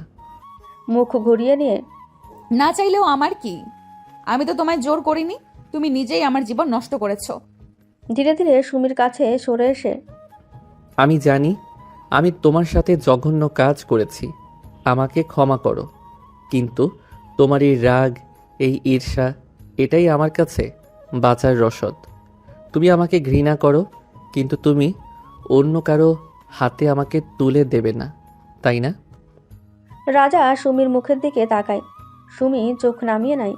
এই প্রথম সে রাজার চোখের দিকে সরাসরি তাকিয়ে মিথ্যা বলতে পারল না। ফিসফিস করে, আমি চাই না অন্য কেউ আমার স্বামীর জায়গায় আসুক, সে খারাপ হোক বা ভালো। সুমির এই স্বীকারোক্তি রাজার কাছে বহু আকাঙ্ক্ষিত ছিল। সে জানে এই সম্পর্ক রাতারাতি ভালোবাসায় পরিণত হবে না, কিন্তু এই ছোট্ট অধিকারবোধই তাদের সম্পর্কের বীজ। রাজা ধীরে ধীরে সুমির হাতে হাত রাখে। সুমি এবার হাত ছড়িয়ে নেয় না। সে স্থিরভাবে রাজার স্পর্শ অনুভব করে। আমি জানি আমার উপর তোমার ঘৃণা থাকবে, কিন্তু আমি ধীরে ধীরে সব ঠিক করে দেব। তুমি আমাকে আর একটা সুযোগ দাও, আমি তোমার সম্মান ফিরিয়ে দেব সুমি। সুমি তার চোখ তোলে। তার চোখে জল, তবে তাতে আর ঘৃণা নেই, আছে এক গভীর ক্লান্তি আর এক অজানা অনিশ্চয়তা। সে আর প্রতিবাদ করে না। রাজাকে ঘৃণা করতে করতে সে ক্লান্ত। হয়তো এই নতুন সম্পর্কে নিজেকে সঁপে দেওয়াই তার নিয়তি। ধীরে ধীরে বলে, আমার গ্লানি মোচন করতে পারবে তো? আমার মা। পারবো। তোমার প্রতি হওয়া প্রতিটা অন্যায়ের প্রতিবাদ করব। আজ থেকে নয়, এখনই করব। রাজা সুমির হাত চেপে ধরে। তাদের সম্পর্কের তিক্ততা ধীরে ধীরে কমতে থাকে। একটি তিক্ত, অসম্মানজনক দাম্পত্য সত্ত্বেও নিপার আগমন এবং সুমির ঈর্ষা তাদের বাধ্য করে একে অপরের দিকে ঝুঁকতে। সেই রাতে তারা খাটের দুকোণে শুয়ে থাকলেও তাদের মনের দূরত্ব যেন কিছুটা কমে আসে। ঈর্ষার মাধ্যমে সুমির হৃদয়ে রাজার প্রতি অধিকারবোধের জন্ম হয়েছে। রাজা তার অতীত ভুলের প্রায়শ্চিত্ত করার জন্য প্রস্তুত। তাদের সম্পর্কের এই নতুন মোড় কি তাদের দুজনের জীবনকে স্বাভাবিক করতে পারবে? রাজা কিভাবে সুমির প্রতি শাশুড়ির বাক্যবাণ বন্ধ করবে? সেই রাতের পর সুমি আর রাজার সম্পর্কে যেন এক নতুন দিকে মোড় নেয়। সুমির ঘৃণা এখনও পুরোপুরি যায়নি, কিন্তু নিপার উপস্থিতি তার হৃদয়ে ঈর্ষার যে আগুন ধরিয়েছিল, সে আগুনই ধীরে ধীরে রাজার প্রতি এক অদ্ভুত অধিকারবোধে পরিণত হয়। সে রাজাকে তার স্বামী হিসেবে স্বীকার করে নিয়েছে, যদিও এই স্বীকারোক্তি এসেছিল ঘৃণা আর অসহায়তা থেকে। পরদিন সকালে সুমি রান্নাঘরে কাজ করছিল। শাশুড়ি যথারীতি তার খোঁটা শুরু করেন। এত বেলা করে ঘুম থেকে উঠলি কেন? তোর বিয়ের দিন তো কলঙ্কের ঘুম হয়েছিল, এখন আমার ছেলের ভাত গিলবি আর কাজের ফাঁকি দিবি? সুমি মাথা নিচু করে কাজ করছিল, তার চোখে জল। এমন সময় রাজা রান্নাঘরে প্রবেশ করেন। সে আর নীরব দর্শকের ভূমিকা পালন করে না। মা, তুমি সুমিকে এভাবে কথা বলো কেন? ও এখন এই বাড়ির বউ, ওকে আর অপমান করবে না। রাজার গলার স্বর শুনে সুমির শাশুড়ি থমকে যান। তার ছেলে, যে কিনা এতদিন সুমির অপমানের সময় চুপ থাকতো, আজ সে প্রথমবারের মতো প্রতিবাদ করছে। তুই আমাকে কথা বলছিস? তোর জন্যই তো। মাকে বাধা দিয়ে বলে, আমার জন্য যদি কিছু হয়ে থাকে তার জন্য আমি অপরাধী, সুমি নয়। ও আমার স্ত্রী, এই বাড়িতে ওর সম্মান আমার সম্মানের সমান। তুমি যদি ওকে আবার খারাপ কথা বলো, আমি সুমিকে নিয়ে এই বাড়ি ছেড়ে চলে যাব। রাজার এমন দৃঢ়তা দেখে সুমি অবাক হয়ে তাকায়, তার চোখে জল। তবে এবার অপমানের নয়, বিস্ময় ও কৃতজ্ঞতার। রাজা সত্যি তার পাশে দাঁড়িয়েছে। শাশুড়ি কিং কর্তব্য বিমূঢ় হয়ে যান। ছেলের এমন রুদ্রমূর্তি তিনি আগে দেখেননি। সেদিন বিকেলে রাজা সুমিকে নিয়ে গ্রামের দিকে হেঁটে যায়। হাতে হাত না রাখলেও তারা পাশাপাশি হাঁটে। গ্রামের মানুষ তাদের দেখে ফিসফিস করে, কিন্তু সুমি আর তাতে কষ্ট পায় না, কারণ তার পাশে এখন রাজা আছে। আমি জানি আমার উপর তোমার রাগ কমেনি, কিন্তু তুমি আমাকে আর একটা সুযোগ দাও, আমি তোমার সব স্বপ্ন ফিরিয়ে দেব। আমি ভালোবেসেছি বলেই ভুল করেছিলাম, কিন্তু এখন আমি তোমার যোগ্য স্বামী হতে চাই। গ্রামের মানুষ এখনো আমাদের নিয়ে হাসে। তোমার মা রোজ আমাকে অপমান করেন। তুমি পারবে এসব ঠিক করতে? পারবো, তুমি শুধু আমার হাত ধরো। বাইরের মানুষের কথা আমরা শুনবো না, আর মা তিনি হয়তো ধীরে ধীরে মেনে নেবেন। সেদিন রাতে রাজা সুমির জন্য নতুন কাপড় আনেন। সেগুলো তার হাতে তুলে দিতেই সুমির চোখে জল আসে। এই প্রথম কেউ তাকে এই বাড়িতে সামান্য সম্মান দিল। আমি জানি এই কাপড় তোমার সেই বেনারসির মতো না, কিন্তু তুমি পরো, তুমি খুব সুন্দর। সুমি মাথা নাড়ে, তার হৃদয়ের বরফ যেন গলতে শুরু করেছে। রাতের খাবার পর রাজা আবার তাদের ঘরে আসে। সুমি তখন নতুন কাপড় পরে খাটে বসে আছে। রাজা এবার আর মেঝেতে যায় না। সে সাবধানে সুমির পাশে এসে বসে। আমি তোমাকে কোনো দিন জোর করব না সুমি, তোমার মন যেদিন চাইবে সেদিনই। রাজার এই সম্মান, এই ধৈর্য সুমির হৃদয়ে স্পর্শ করে। সে চোখ তুলে রাজার দিকে তাকায়। তার চোখে আর ঘৃণা নেই, আছে এক নরম অনুভূতি। সে বুঝতে পারে রাজার ভালোবাসা হয়তো পাগলামি ছিল, কিন্তু তার ভেতরের মানুষটা খারাপ নয়। আমি তোমাকে আর ঘৃণা করি না রাজা। সুমির এই কথা রাজার কাছে সব পুরস্কারের চেয়ে মূল্যবান। সে আনন্দে সুমির হাত ধরে। সুমি এবার হাত সরিয়ে নেয় না। তাদের চোখে চোখ পড়ে। যে সম্পর্ক ঘৃণা ও জোর করে শুরু হয়েছিল, আজ তা ধীরে ধীরে ভালোবাসা ও সম্মানে নতুন পথে চলতে শুরু করে। চিলেকোঠার ঘরে যে সর্বনাশ হয়েছিল, সেই সর্বনাশে যেন আজ তাদের এক নতুন জীবনের জন্ম দিল। রাজার প্রতিবাদ এবং তার প্রতি সুমির অধিকারবোধ তাদের তিক্ত সম্পর্ককে নতুন করে গড়ে তুলতে সাহায্য করেছে। তাদের এই ভালোবাসা কি এবার সমাজের চোখে নিজেদের সম্মান ফিরিয়ে আনতে পারবে? রাজা ও সুমির সম্পর্ক তখন নতুন করে বাঁক নিয়েছে। সুমির ঘৃণা কমেছে। রাজার প্রতি এক দুর্বলতা ও নির্ভরতা সৃষ্টি হয়েছে। রাজা এখন সুমির প্রতিটি কাজে তার পাশে দাঁড়ায়, মাকে প্রতিবাদ করে। এই পরিবর্তন থেকে সুমির শাশুড়ি আরও বিরক্ত হন। তিনি যেন চান না তাদের সম্পর্ক সহজ হোক। একদিন সকালে রাজা ব্যবসার কাজে পাশের গ্রামে যায়। সুমি তখন রান্নাঘরে কাজ করছিল। ঠিক সেই সময় নিপা তাদের বাড়িতে আসে। নিপার চোখে মুখে এক অদ্ভুত উত্তেজনা। সুমির শাশুড়ি নিপাকে উষ্ণ অভ্যর্থনা জানান। এসো মা নিপা, এসো। তুমি না এলে তো আমাদের এবারের ব্যবসা তো ডুবে যেত। তুমিই তো সব দেখো। বিজয়ী হেসে, এমন কথা বলবেন না কাকিমা, আমি শুধু সাহায্য করি। রাজা কোথায়? ও তো কাজে গেছে। শোনো মা, তোমাকে একটা কথা বলি। তুমি রাজাকে একবার বুঝিয়ে দেখো না। এই মেয়ে তো আমাদের মান সম্মান সব শেষ করেছে। রাজা কেন যে ওর পিছু ছাড়ে না। বিনয়ী হেসে সুমি রান্নাঘরের আড়াল থেকে তাদের সব কথা শোনে। তার মনে আবার সন্দেহ দানা বাঁধতে শুরু করে। শাশুড়ির কথায় নিপার প্রতি তার ঈর্ষা আবার মাথাচাড়া দিয়ে ওঠে। কিছুক্ষণ পরেই রাজা ফিরে আসে। সে তখন নিপাকে দেখে কিছুটা অবাক হয়। আরে নিপা, তুমি এখানে? কোনো সমস্যা? কষ্টের অভিনয় করে, হ্যাঁ রাজা, সমস্যা একটা হয়েছে। তোমার বাবা যে নতুন কাগজগুলো সই করতে দিলেন, সেখানে একটা বড় ভুল আছে। এখনই ঠিক না করলে অনেক টাকার ক্ষতি হবে। আমি তো আর অত বুঝি না, চলো তোমার ঘরে গিয়ে দেখি। নিপা এমনভাবে রাজার হাত ধরে টান দেয় যেন সে খুব অসহায়। রাজা সুমির দিকে তাকায়, কিন্তু নিপা তাড়াহুড়ো দেখে সেও দ্বিধায় পড়ে যায়। ঠিক আছে, চলো। তারা দুজন দ্রুত রাজার ঘরে প্রবেশ করে। এই ঘরটি সুমির বাসর ঘর ছিল। সুমি তাদের পিছু পিছু রান্নাঘর থেকে বেরিয়ে আসে। সে দেখে নিপা এবং রাজা দরজা বন্ধ করে দিল। মুহূর্তে তার পুরনো সন্দেহ আর তিক্ততা ফিরে আসে। তার মনে হয় নিপা মিথ্যা বলছে, আর রাজা তাকে আবারও ঠকাচ্ছে। নিজের মনে, নিশ্চয়ই কোনো মিথ্যা অজুহাত। রাজা আবার ভুল করছে। আমি কেন ওকে বিশ্বাস করেছিলাম? সুমি আর নিজেকে সামলাতে পারে না। সে তীব্র রাগে দরজার সামনে এসে দাঁড়ায়। সে দরজায় কান পাততেই ভেতরের ফিসফিসানি কানে আসে। নিপা তখন রাজাকে কাগজ দেখাচ্ছিল, আর রাজা ঝুঁকে নিপার কাছাকাছি বসে মনোযোগ দিয়ে কাগজ দেখছিল। ভেতরে ফিসফিস করে, দেখো রাজা, এই ভুলটা তুমি কেন আমাকে এত এড়িয়ে চলো? তুমি তো জানো।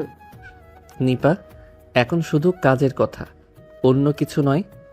রাজার এই কথা সুমির কানে ভুলভাবে পৌঁছায়। সেভাবে রাজা হয়তো নিপার সাথে ঘনিষ্ঠতা করছে এবং তাকে মিথ্যা বলছে। সুমির হৃদয়ে পুরনো ক্ষত আবার দগদগে হয়ে ওঠে। তার সমস্ত বিশ্বাস মুহূর্তের মধ্যে ভেঙে যায়। সে তখন দরজায় সজোরে আঘাত করে, চিৎকার করে, দরজা খোল রাজা। ভেতরের আলোচনা মুহূর্তেই থেমে যায়। রাজা দ্রুত দরজা খুলে বাইরে আসে, তার হাতে ব্যবসার কাগজ, তার মুখে তখন বিস্ময়। সুমি, তুমি এখানে? কি হয়েছে? ক্রোধে কাঁপতে কাঁপতে, কি হয়েছে? ভেতরে কি হচ্ছে? দরজা বন্ধ করে কি হচ্ছিল? তুই আমাকে আবার ঠকাচ্ছিস? আমি তোকে বিশ্বাস করেছিলাম কেন? সুমির চোখে আবার সেই পুরনো ঘৃণা। নিপা তখন ভেতর থেকে হেসে বেরিয়ে আসে, তার মুখে এক বিজয়ের হাসি। আরে সুমি, কি বলছো? আমরা তো শুধু ব্যবসার কাগজ দেখছিলাম, তুমি এমন সন্দেহ করছো কেন? রাজা তো আমার শুধু বন্ধু। নিপার দিকে কঠোর দৃষ্টিতে তাকিয়ে, তুমি আমার সাথে কথা বলবে না রাজা। তুই আমাকে আবার সেই চিলেকোঠার দিনের মতো অপমান করলি। তুই বদলে যাসনি, তুই এখনো সেই নষ্ট ছেলেটাই রয়ে গেলি। সুমি আর এক মুহূর্ত সেখানে দাঁড়ায় না। সে দ্রুত নিজের ঘরে ছুটে যায় এবং দরজা বন্ধ করে দেয়। রাজা বুঝতে পারে নিপার আগমন এবং দরজা বন্ধ করার দৃশ্য সুমিকে আবার পুরনো ভয়াবহ স্মৃতিতে ফিরিয়ে এনে দিয়েছে। সুমির চোখে সে আবার বিশ্বাসঘাতক। নিপা, এসব কি করলে তুমি? ঠান্ডা হাসি হেসে, আমি কিছুই করিনি রাজা, তুমিই তো ওকে বলেছিলে তুমি বদলে গেছো। কিন্তু আমি তো জানি, একবার যে কলঙ্কিনী সে সারা জীবনই সন্দেহ করবে। ঘর পোড়া গরু সিঁদুরের মেঘ দেখলেও ভয় পায় রাজা। রাজা নিপার দিকে রাগে তাকালেও সুমির দিকে তাকাতে পারে না। তার মনে হয় তার জীবনের এই ভুল আর কোনোদিন শুধরানো সম্ভব নয়। সুমির ভুল বোঝা তার ভালোবাসার নতুন পথে এক কঠিন বাধা হয়ে দাঁড়ালো। নিপা এবং রাজার অপ্রীতিকর মুহূর্ত সুমির হৃদয়ে সন্দেহ ও অবিশ্বাস সৃষ্টি করেছে। সুমি কি রাজাকে কোনোদিন ক্ষমা করবে? তাদের এই নতুন গড়ে ওঠা সম্পর্ক কি এই ঝড়ে ভেঙে পড়বে? রাজার প্রতি সুমির যেটুকু বিশ্বাস আর দুর্বলতা জন্মেছিল, নিপার সাথে দরজা বন্ধ করার দৃশ্য তা মুহূর্তে চুরমার করে দেয়। সুমির কাছে রাজা আবার সেই বিশ্বাসঘাতক, সেই দুষ্ট ছেলে যে তাকে তার জীবনের সবচেয়ে পবিত্র দিনটিকে অপমান করেছিল। ঘরে ঢুকে সুমি দরজা বন্ধ করে দেয়। তার ভেতর তখন কেবলই হতাশা আর তিক্ততা। তার মনে হয় এই সম্পর্ক, এই বিয়ে সবই এক ভয়াবহ ভুল। রাতভর সুমি কাঁদে। সে সিদ্ধান্ত নেয় এইখানে থাকা আর সম্ভব না। যেখানে সম্মান নেই, বিশ্বাস নেই, সেখানে থাকা মানে প্রতিদিন নিজেকে লাঞ্ছিত করা। ভোরের আলো ফোটার আগে সুমি উঠে পড়ে। সে তার বিয়ে সেই এক কাপড়ে, যা আজও তার জীবনের সবচেয়ে বড় কলঙ্কের প্রতীক। দ্রুত ঘর থেকে বেরিয়ে যায়। তার সাথে কোনো নতুন শাড়ি নেই, নেই কোনো অলংকার, শুধু শরীরের পুরনো পোশাকটা ছাড়া। সে আর এক মুহূর্ত রাজার মুখ দেখতে চায় না। সুমি যখন তার শ্বশুরবাড়ি ছেড়ে বাপের বাড়ির দিকে হাঁটে, তখনও গ্রামের পথ সম্পূর্ণ নির্জন। গত কয়েক সপ্তাহে রাজা তাকে কিছুটা সম্মান ফিরিয়ে দিলেও আজ তার এই এক কাপড়ে ফিরে যাওয়া প্রমাণ করে দিল যার উঠেছিল তার সত্যি। কলঙ্কিনী মেয়ে শ্বশুরবাড়ি টিকিয়ে রাখতে পারেনি। সুমি তার বাপের বাড়ির দরজায় এসে দাঁড়ায়। তার মা তখন সদ্য ঘুম থেকে উঠেছেন। মেয়েকে এমন বিধ্বস্ত অবস্থায় দেখে তিনি যেন পাথরের মতো জমে যান। রুদ্ধশ্বাস, সুমি, তুই তুই এই ভোরে এমন অবস্থায় কি হয়েছে তোর? রাজা রাজা কি করছে? রুদ্ধশ্বাসে সুমির কান্নার বাঁধ ভেঙে যায়। সে আর এক মুহূর্ত দাঁড়াতে না পেরে মায়ের পায়ের কাছে লুটিয়ে পড়ে। এসব কি? তোর শাশুড়ি মা, রাজার মা নিশ্চয়ই তোকে গালি দিয়েছে। কি হয়েছে? সুমির চিৎকারে তার বাবা এবং তুলির ঘর থেকে ছুটে আসে। সুমির বাবাকে দেখে সুমির মা সমস্ত ভয় ভুলে ক্রোধে ফেটে পড়েন। ক্রোধে কাঁপতে কাঁপতে, তুলির বাবা, তোমার সেই বোনপো, সে নির্ঘাত সুমিকে মেরেছে, নয়তো মেয়ে আমার এই ভোরে এমন অবস্থায় ফিরে আসে।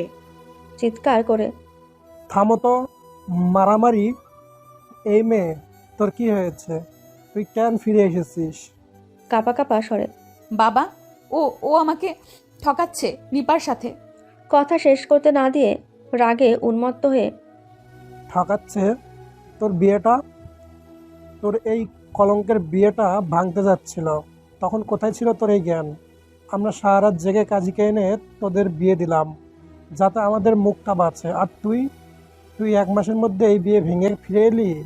সুমির বাবা যেন হতাশা আর অপমানে ভেঙে পড়েন। তার কাছে সুমির ফিরে আসা মানে সমাজে আবার নতুন করে লাঞ্ছিত হওয়া। তুই জানিস তোর জন্য আমার কত টাকা লোকসান হলো? আমরা গ্রামে মুখ দেখাবো কি করে? তোর জন্য তো কালকে বরপক্ষের লোকজনের সামনে আমি মাথা হেট করেছিলাম, আর তুই আজ আবার, তুই কেন বেঁচে আছিস? মরে গেলেই তো সব ঝামেলা মিটে যেত। স্বামীকে ধাক্কা দিয়ে কি বলছো তুমি? নিজের মেয়েকে এমন কথা বলো? ক্রুদ্ধ কণ্ঠে। মেয়ে, এ আমার মেয়ে নয়। যে মেয়ে নিজের সম্মান রাখতে পারে না, যে মেয়ে শ্বশুরবাড়ির কথা শুনতে পারে না, সে এই বংশের কেউ নয়। এই বিয়েটা না ভাঙলে আমাদের ইজ্জত বাঁচত। তুই কেন ফিরে এলি? তুই যা, যা ফিরে যা। সুমির বড় বোন তুলি সুমিকে জড়িয়ে ধরে কাঁদে। সে বোঝে তার ছোট বোন কতটা অসহায়। বাবা, এমন কথা বলো না, ও খুব কষ্ট পেয়েছে। তুই চুপ কর, তোরা সবাই মিলে আমাকে শেষ করবি। সুমি, কালকে ফিরে যা। তোর এই এক কাপড়ে ফেরা যেন কেউ দেখতে না পায়। সুমি তখন সম্পূর্ণরূপে একা। যে বাবা মায়ের কাছে সে এতদিন আশ্রয় খুঁজছিল, আজ তারাই তাকে ফিরিয়ে দিচ্ছেন। তার মা হয়তো ভেতরে ভেতরে কষ্ট পাচ্ছেন, কিন্তু সমাজের ভয়ে তিনিও মুখ ফুটে রাজাকে দোষ দিতে পারছেন না। সুমি বুঝতে পারে তার এখন আর কোথাও যাওয়ার জায়গা নেই। কলঙ্কিনী নারীর জন্য বাপের বাড়ির দরজাটাও বন্ধ। বাপের বাড়িতে সুমির প্রত্যাবর্তন তার জীবনের সবচেয়ে বড় অপমান নিয়ে আসে। রাজা কি সুমিকে ফিরিয়ে আনতে আসবে? সুমির বাবা মা কি তাকে থাকতে দেবেন, নাকি তাকে আবার তার শ্বশুরবাড়ি যেতে বাধ্য করবেন? বাপের বাড়ির দরজা থেকে বিতাড়িত হয়ে সুমি তখন প্রায় দিশেহারা। তার বাবা স্পষ্ট জানিয়ে দিয়েছেন, গ্রামে মুখ দেখানোর দায় থেকে বাঁচতে তাকে ফিরতেই হবে। সুমি মায়ের পাশে বসে নীরবে কাঁদে। তার মা লুকিয়ে তাকে সান্ত্বনা দেয়, কিন্তু বাবার ভয়ে কিছু বলতে পারেন না। বেলা তখন বাড়তে শুরু করেছে। ঠিক সেই সময়ই তাদের দরজায় সজোরে ধাক্কা পড়ে। সুমির বাবা রাগে দরজা খুলতে দেখেন রাজা সেখানে দাঁড়িয়ে আছে। তার চোখে উদ্বেগ, অস্থিরতা আর অনুশোচনা। সুমির বাবাকে দেখে, মামা, সুমি কোথায়? ও কেন চলে এসেছে? ক্রোধে ফেটে পড়ে সুমির বাবা। রাজার কলার চেপে ধরে বলে, কেন এসেছে? তোর কীর্তি দেখার জন্য। নিজের স্ত্রী, তাকে তুই ঘরের মধ্যে অন্য মেয়ের সাথে দরজা বন্ধ করে রাখছিস, আর বলিস কেন এসেছে? তুই কি ভেবেছিস আমরা সব মেনে নিব? মাথা নিচু করে, আমি জানি আপনারা রাগ করেছেন, আমার ভুল হয়েছে, কিন্তু নিপার সাথে আমার কোনো সম্পর্ক নেই। সে শুধু ব্যবসার কাগজ দেখাতে এসেছিল। আমি সুমিকে বোঝাতে পারিনি। সুমির বাবা আরও কিছু বলতে যাচ্ছিলেন, কিন্তু রাজা তাকে থামিয়ে দেয়। আমার উপর রাগ করুন, মারুন, কিন্তু সুমিকে কিছু বলবেন না। ও আমার স্ত্রী। আমার এই ভুলের জন্য ও অনেক কষ্ট পেয়েছে। আমি ওকে নিতে এসেছি। রাজা সরাসরি সুমির দিকে তাকায়। সুমি তখন মায়ের পাশে বসা, তার চোখ ফুলে গেছে। সুমি, আমার খুব বড় ভুল হয়েছে। আমি তোমাকে অবিশ্বাস করিনি। শুধু নিপার কাজটা জরুরি ছিল তাই, কিন্তু তোমার কষ্ট আমি বুঝতে পারিনি। আমার মনে রাখা উচিত ছিল। তোমার মনে এখনও সেই ভয়টা আছে। আমি তোমাকে আর কোনো দিন এমন কষ্ট দেব না, বিশ্বাস করো।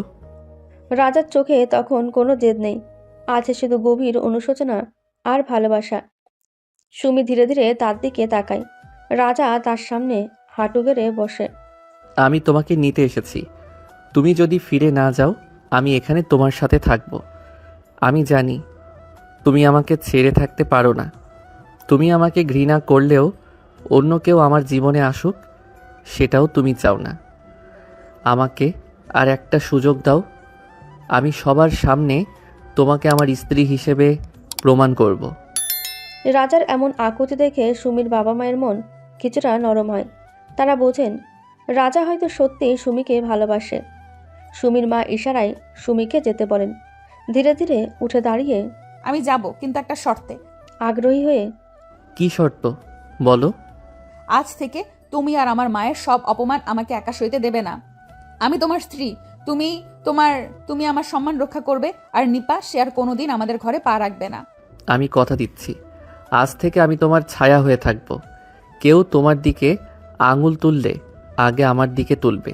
আর নিপা, আমি এখনই বাবাকে বলে দিচ্ছি, সে আর কোনো দিন আমাদের বাড়িতে আসবে না। সুমির বাবা দীর্ঘশ্বাস ফেলেন। তাদের এই বিয়ে সমাজের চোখে কলঙ্কের হলেও তাদের মধ্যে এক নতুন বোঝাপড়া শুরু হয়েছে, যা হয়তো সম্পর্কটাকে টিকিয়ে রাখবে। নিয়ে যা তোর বউকে, কিন্তু মনে রাখিস আর যেন আমার মেয়েকে এই অবস্থায় ফিরে আসতে না হয়, নইলে আমি। আর আসবে না মামা, বিশ্বাস করুন। রাজা সুমির হাত ধরে। সুমি এবার আর হাত সরিয়ে নেয় না। সে সসম্মানে রাজার হাত ধরে। বাপের বাড়ির গ্লানি আর শ্বশুরবাড়ির তিক্ততা পেরিয়ে তাদের সম্পর্ক যেন এক হালকা মধুরতার দিকে এগোতে থাকে। রাজার চোখে সেই পুরনো পাগলামি নেই, আছে দায়িত্ববোধ।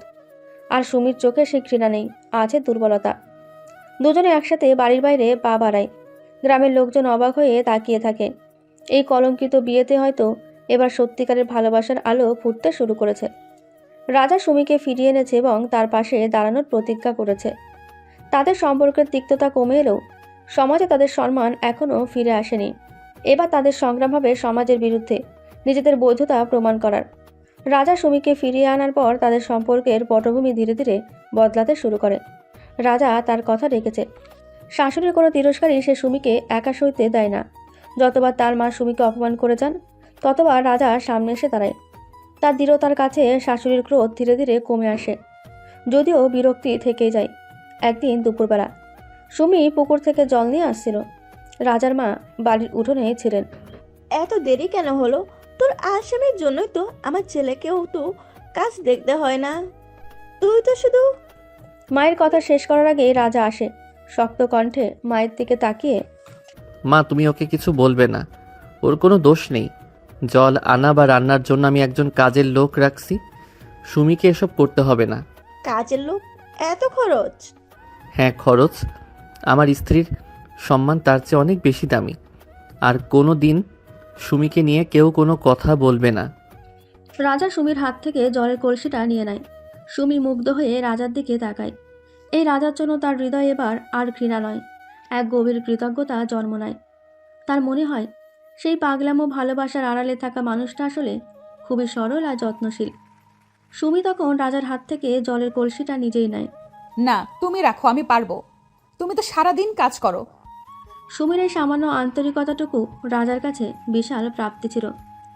সে হাসি মুখে সুমির দিকে তাকায়। আমি সব কাজ করতে পারি, কিন্তু তোমার কষ্ট সহ্য করতে পারি না। সেই রাতে তাদের ঘরে এক মিষ্টি নীরবতা বিরাজ করে। রাজা ও সুমি দুজনে খাটে শুয়েছিল। মাঝে ছিল কিছুটা দূরত্ব, কিন্তু তাদের হৃদয়ের দূরত্ব যেন আর নেই। ধীরে ধীরে রাজার দিকে সরে এসে, আমি তোমাকে খুব ভালো বুঝেছিলাম রাজা। তোমার পাগলামো, ভালোবাসা, আমার ভয় সব মিলিয়ে আমাদের জীবনটা এমন তিক্ত হয়ে গেছিল। আবেগাপ্লুত কণ্ঠে, না সুমি, ভুল আমারই ছিল। আমি তোমাকে অসম্মান করে ভালোবাসা চেয়েছিলাম, কিন্তু তুমি যেদিন আমাকে তোমার স্বামী হিসেবে মেনে নিলে, সেদিনই আমি বুঝেছিলাম আমার প্রায়শ্চিত্ত করার সুযোগ এসেছে। সুমি রাজার কপালে হাত রাখে।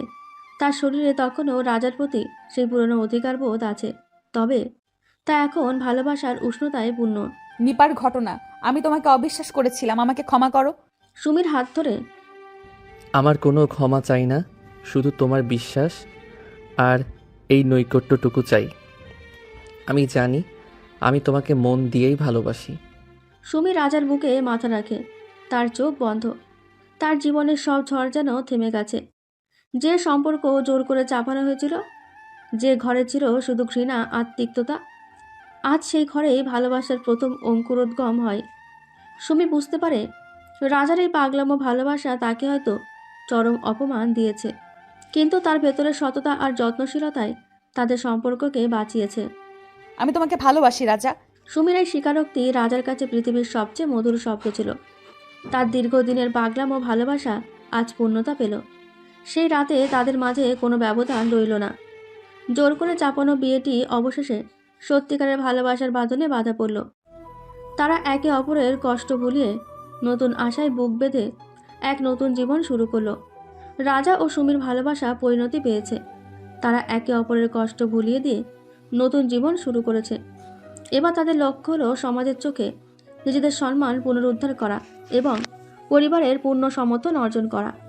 রাজা ও সুমির জীবনে এখন ভালোবাসার বসন্ত। তাদের বোঝাপড়া গভীর হয়েছে। সুমি এখন রাজার প্রতি সম্পূর্ণ বিশ্বস্ত, আর রাজা তার সবটুকু দিয়ে সুমির সম্মান রক্ষার চেষ্টা করে।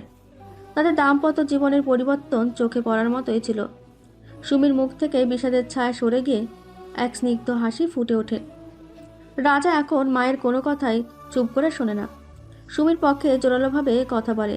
একদিন সকালে সুমির শ্বশুরমশাই গ্রামের দুজন প্রভাবশালী ব্যক্তির সাথে বৈঠক করেছিলেন। তাদের আলোচনার বিষয় ছিল রাজা ও সুমির কলঙ্ক। আপনাদের এই কলঙ্কের জন্য তো আমাদের মাথা হেট।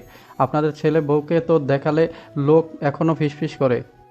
হ্যাঁ, বিয়ের দিন এমন কেলেঙ্কারি এই পরিবারকে তো সমাজ থেকে। তাদের কথা শেষ হওয়ার আগেই রাজা সেখানে প্রবেশ করে।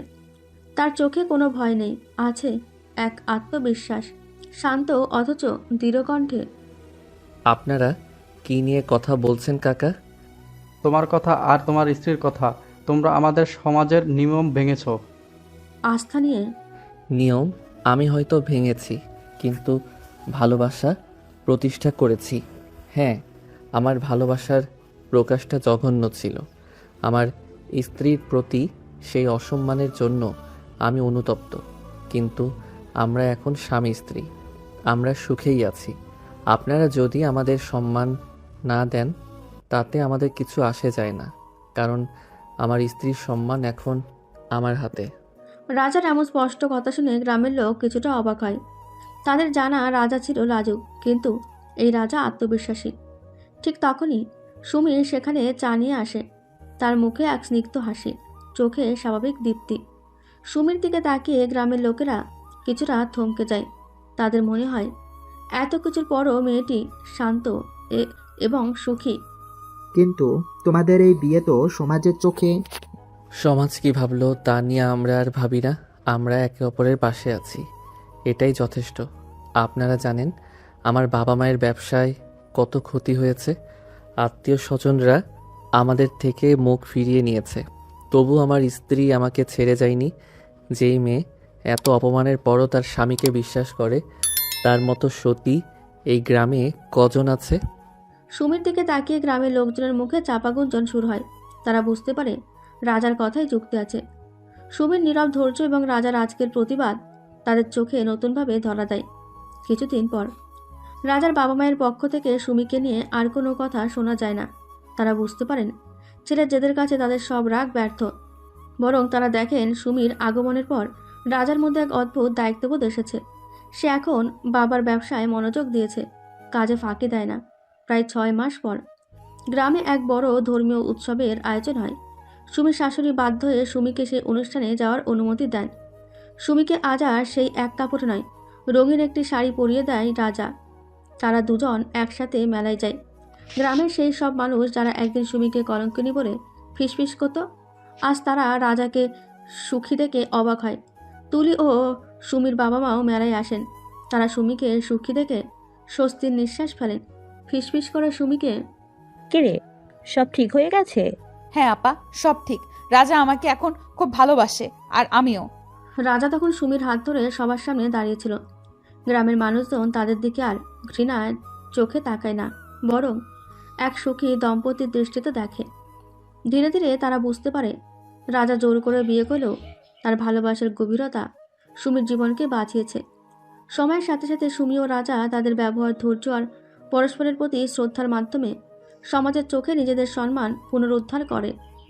তাদের জীবনের সেই কলঙ্কিত অধ্যায় ভুলে গিয়ে গ্রামের মানুষ তাদের দাম্পত্যকে স্বাভাবিকভাবেই মেনে নেয়। ভালোবাসার জয় হয়। রাজা ও সুমির জীবনের সবচেয়ে কঠিন পরীক্ষা শেষ। তারা ভালোবাসা ও সম্মানের মাধ্যমে সমাজে নিজেদের প্রতিষ্ঠিত করতে পেরেছে। তাদের এই নতুন যাত্রা হয়তো অন্যদের জন্য এক উদাহরণ হয়ে থাকবে। ভালোবাসার আলোয় তাদের ঘর এখন আলোকিত। গ্রামের মানুষের অপবাদ, শাশুড়ির বিরক্তি সবই এখন অতীত। রাজা ও সুমি তাদের ধৈর্য, সততা এবং একে অপরের প্রতি গভীর ভালোবাসার মাধ্যমে নিজেদের সম্মান পুনঃপ্রতিষ্ঠিত করেছে। দেখতে দেখতে আরও 1 বছর কেটে গেল। চিলেকোটা সেই ভয়াবহ দুর্ঘটনার স্মৃতি আজ এক ম্লান অতীত। এখন তাদের জীবনে নতুন আনন্দ। সুমি গর্ভবতী। এই খবর শুনে রাজার বাবা মাও তাদের ভুল বুঝতে পারেন। তাদের ভেতরে জমে থাকা সব গ্লানি মুছে যায়। সুমির কপালে হাত বুলিয়ে, মা সুমি, সাবধানে থাকিস। রাজাকে বলিস এখন থেকে তোর দিকে যেন বেশি খেয়াল রাখে। সুমির শাশুড়ির এই পরিবর্তন দেখে সুমির চোখ জলে ভরে আসে। এই মানুষটি একসময় তাকে কুলোটা বলে অপমান করতেন, আজ তিনি তাকে মায়ের স্নেহে কাছে টেনে নিলেন। রাজার চোখে তখন এক গভীর শান্তি। তার ভালোবাসা শুধু তার স্ত্রীকে ফেরায়নি, তার পরিবারকেও ফিরিয়ে দিয়েছে। একদিন রাতে সুমি আর রাজা তাদের ঘরে বসেছিল। হাতে হাত রেখে তারা ভবিষ্যতের স্বপ্ন বুনছিল। বাইরে তখন মৃদু বাতাস বইছে। আচ্ছা রাজা, সেদিন যদি তুমি অমন পাগলামি না করতে তবে আজ আমাদের জীবনটা কেমন হতো? হয়তো সুখে থাকতো না আপা। তুমি অন্য কাউকে বিয়ে করতে, আমি হয়তো নিজেকে শেষ করে দিতাম। আর তোমার জীবনে এই যে ভালোবাসা, এই যে আনন্দ, এসব আসতো না। আমার ভালোবাসাটা এসেছিল ভুল পথে, কিন্তু তার ভিত্তি ছিল খাঁটি। রাজার বুকে মাথা রেখে, তুমি আমার নিয়তি রাজা। আমাদের সম্পর্ক হয়তো ঘৃণা দিয়ে শুরু, কিন্তু এখন তা চিরন্তন ভালোবাসার বাঁধনে বাঁধা। রাজা সুমিকে জড়িয়ে ধরে। তাদের জীবন যেন এক কঠিন উপাখ্যান। যে গল্প শুরু হয়েছিল জোর, অপমান আর কলঙ্কের মধ্য দিয়ে, তা শেষ হলো ভালোবাসা, বিশ্বাস আর সম্মানের এক মধুর পরিণতিতে।